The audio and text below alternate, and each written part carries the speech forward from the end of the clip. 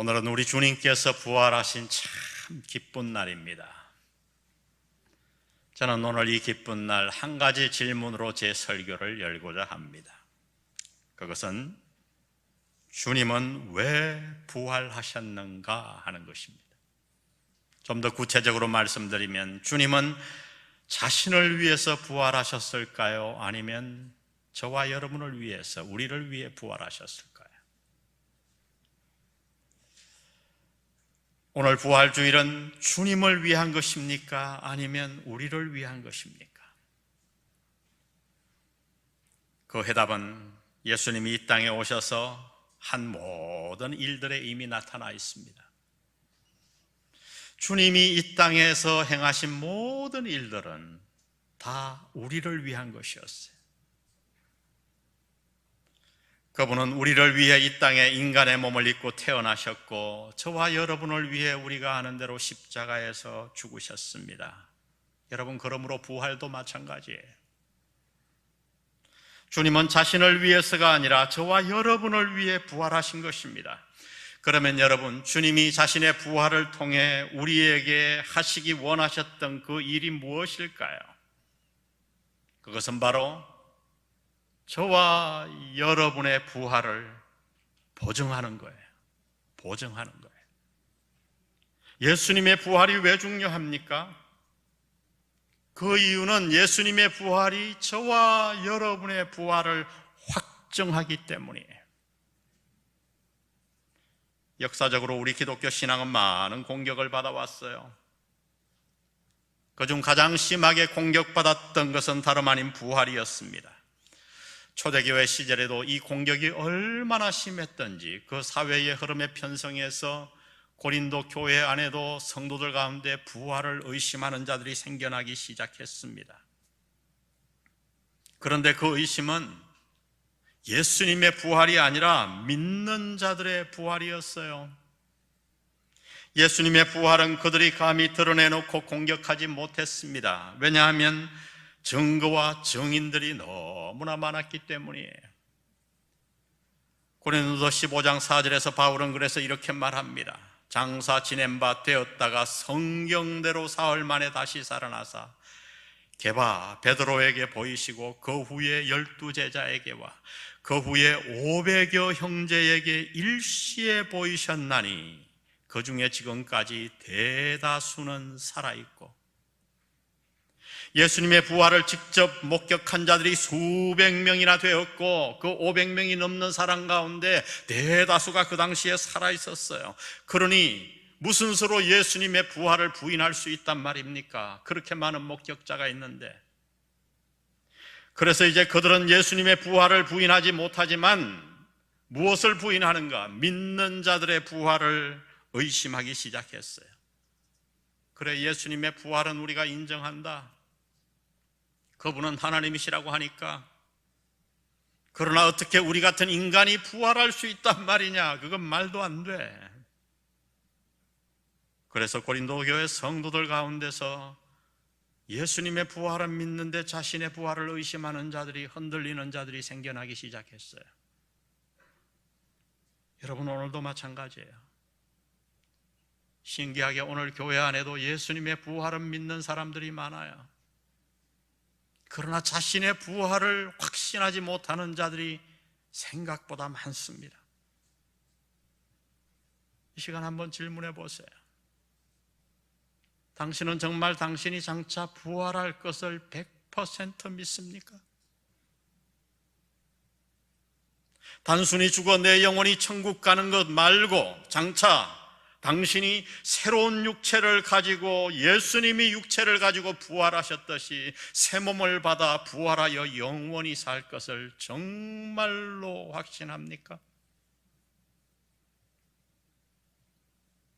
그래서 오늘 본문에서 바울은 예수님의 부활이 아니라 죽은 자의 부활, 다시 말하면 우리 믿는 자들의 부활을 강조합니다. 죽은 자의 부활, 믿는 자의 부활이 어느 정도로 확실한가? 오늘 16절에 보니 만일 죽은 자가 다시 살아나는 일이 없으면 그리스도도 다시 살아나신 일이 없었을 터이요. 무슨 얘기죠? 죽은 자의 부활이 없다면 예수님의 부활도 없다는 거예요. 우리의 부활이 그렇게 중요하다고 하는 것입니다. 예수님의 부활과 우리의 부활이 하나로 묶여 있다는 거예요. 그러므로 여러분, 예수님이 부활하신 것을 믿으면서도 자신의 부활을 확신하지 못하는 자는 하나님의 말씀을 전혀 이해하지 못하는 거예요. 예수님의 부활과 우리의 부활은 따로가 아니라 하나로 묶여 있는 거예요. 바울은 계속해서 그래서 주장합니다. 죽은 자의 부활이 없다면 예수님의 부활도 없고, 예수님의 부활이 없으면 우리의 모든 믿음이 다 헛것이라고요. 그 결과 이 땅 가운데 사는 사람 가운데 우리가 가장 불쌍한 자라고 말합니다. 속아 사는 거니까요. 만일 우리가 다시 부활하지 않는다면 우리의 모든 신앙의 행위는 다 헛것이에요. 십자가도 헛것이요, 구원도 헛것이요, 영생도 헛것이요. 만일 우리가 부활하지 않는다면, 그러면 우리가 다시 장차 부활할 것을 어떻게 믿을 수 있습니까? 우리는 그 부활을 확실하게 믿을 수 있어요. 왜냐하면 예수님이 부활하셨기에, 이것이 예수님의 부활이 중요한 이유예요. 예수님의 부활은 저와 여러분의 부활을 보증합니다. 20절에 그래서 이렇게 말합니다. 우리 다 같이 한번 읽어봅니다. 시작.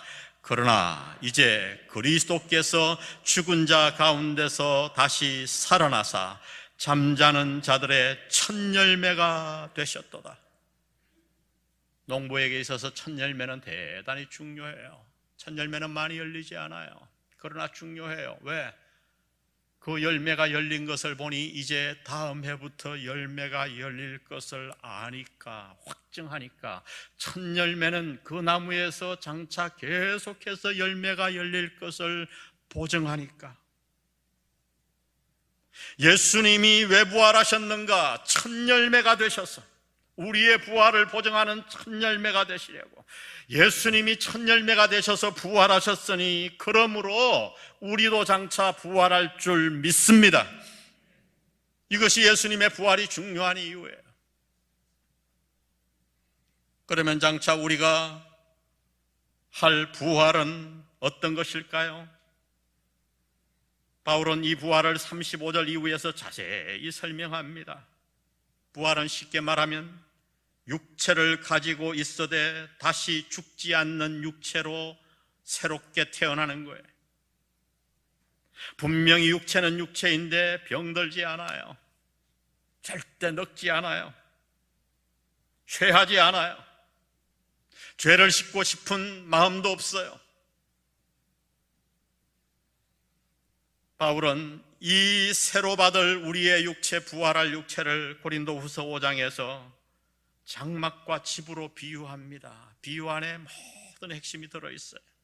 5장 1절에 보니 만일 땅에 있는 우리의 장막집, 지금 우리가 갖고 있는 이 육체죠, 그것이 무너지면 하나님께서 지으신 집, 곧 손으로 지은 것이 아니요, 아버지 엄마에게서 받은 것이 아니요, 하늘에 있는 영원한 집이 우리에게 있는 줄 아느니라. 장막은 임시처소라 당연히 부서지잖아요. 그러나 오늘 비유적으로 이 집은 영원한 처소예요. 이 땅의 집이 아니라 하나님이 지은 집이니까요. 여기에서 집은 장막집, 영원한 집은 몸이에요. 우리가 장차 하나님이 지은 영원한 집을 받을 것이라고 말씀합니다. 예수님이 부활하신 모습을 연상해 보세요. 그분은 육체를 가지고 음식도 드셨고요, 문을 닫아 나온 곳에 나타나기도 하셨고요, 그 몸을 가지고 저 구름을 타고 하늘로 승천하셨어요. 시공간을 초월하셨어요. 그리고 그 육체를 가지고 영원히 지금 하늘나라에 계시다가 그 육체를 가지고 이 땅에 다시 오실 것입니다. 여러분, 그와 같이 우리도 그렇게 부활할 것이라고 성경은 말합니다. 이 놀라운 비밀을 바울은 이렇게 표현해 놓았죠. 53절 다 같이 읽습니다. 시작. 이 썩을 것이 반드시 썩지 아니할 것을 입겠고 이 죽을 것이 죽지 아니함을 입으리로다. 할렐루야.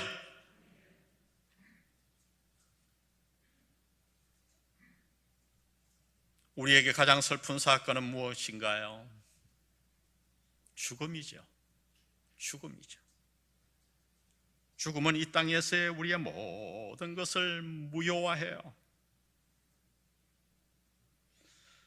저는 사랑하는 자들을 떠나보내고 슬픔에 잠겨 우는 자들을 많이 보았어요. 남편과 아내를 먼저 보내고 심지어 어린 자녀를 앞서 보내고 통곡하는 자들을 보았어요. 이 땅을 사는 동안 무엇이 가장 두려운가요? 결국 죽음이에요, 여러분. 죽음이에요. 그러나 여러분, 우리가 이 부활을 알고 부활의 능력을 소유하고 부활을 확신하면 모든 죽음의 두려움에서 해방될 수 있어요. 이제 우리는 바울처럼 이렇게 외치며 살 수 있습니다. 55절에 보니 사망아 너의 승리가 어디 있느냐? 사망아 내가 쏘는 것이 어디 있느냐? 놀라운 외침이에요. 우리 다 같이 한번 외쳐봅니다. 이 말씀을 시작. 사망아 너의 승리가 어디 있느냐? 사망아 내가 쏘는 것이 어디 있느냐? 여러분, 이런 담대함으로 살고 싶지 않은가요? 죽음이 조금도 나를 흔들 수 없는 삶, 이 땅의 고난이 나를 결코 흔들 수 없는 삶, 부활의 능력을 가지고 사는 사람이에요. 죽음을 우리가 이길 수 있다면 무엇인들 이기지 못하겠습니까? 오늘 바울은 이 모든 부활을 설명하고 나서 우리가 어떻게 이 땅을 사는 동안, 남은 생애 동안 부활의 능력을 소유할 수 있는가 두 가지를 말씀합니다. 첫 번째는 부활의 신앙에 굳게 서서 흔들리지 말라는 거예요. 부활의 신앙에 굳게 서서 흔들리지 말고. 58절에 보니 그러므로 내 사랑하는 형제들아 견실하며 흔들리지 말고. 그러므로가 뭐예요? 너희가 예수님의 부활을 보지 않았느냐?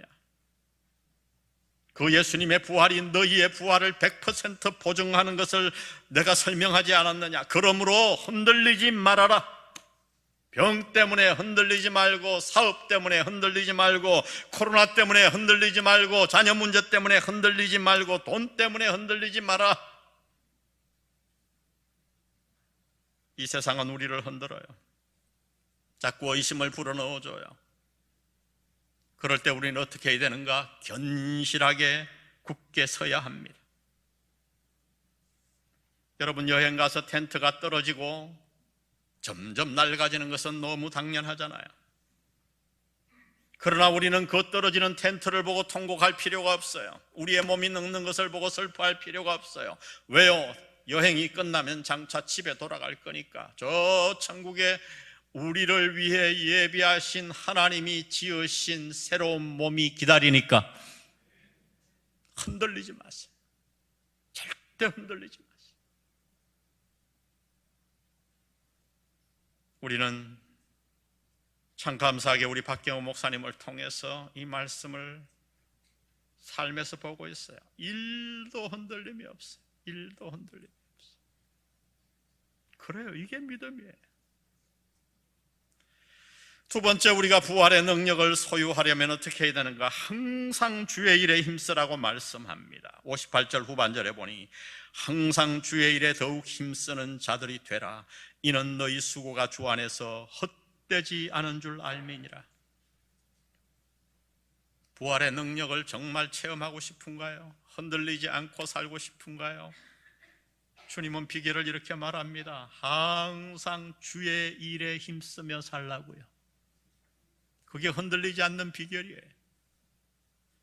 일주일에 하루만 예배드리는 것이 아니라 항상 어떤 때든지 일어나면 큐티하고 어려운 일 있으면 기도하고 복음 전하고 주의 사역에 힘쓰는 거예요. 그러면 어떻게 되는가? 부활의 능력이 우리 안에 솟구치기 시작합니다. 그리고 놀랍게 주님은 이 땅에서 우리의 수고를 몇백 몇천 배로 상급으로 갚아 주십니다. 우리 모두 다 언젠가 그리스도의 심판대 앞에 설 터인데 우리가 부활의 능력을 가지고 흔들리지 않고 세상을 이기고 살아나신 주님의 뒤를 따라 주의 사역에 헌신하면 주님은 우리에게 상급을 주실 거예요. 그래서 부활을 믿는 자는 이 땅의 일에 울고 웃고 그렇게 흔들리지 않아요. 우리는 영원한 나라를 위해 살 겁니다. 성경은 부활의 능력을 마음으로 받고 부활을 믿고 난 이후에 완전히 변화된 사람들의 이야기를 많이 소개해줘요. 슬퍼 울던 마리아는 부활의 전파자가 되었고요. 의심의 사람 도마는 확신의 사람이 되었습니다. 예수님을 부인했던 베드로는 십자가에 거꾸로 달려 돌아가기까지 믿음을 지켰고 헌신했습니다. 그렇게 믿는 자들을 핍박했던 사울은 변하여 복음의 전파자 바울이 되었어요. 무엇이 그들을 그렇게 만들었나요? 부활의 능력입니다. 이 부활의 능력 받고 부활의 능력으로 살아가는 여러분 되시기를 주의 이름으로 축복합니다. 기도하시겠습니다.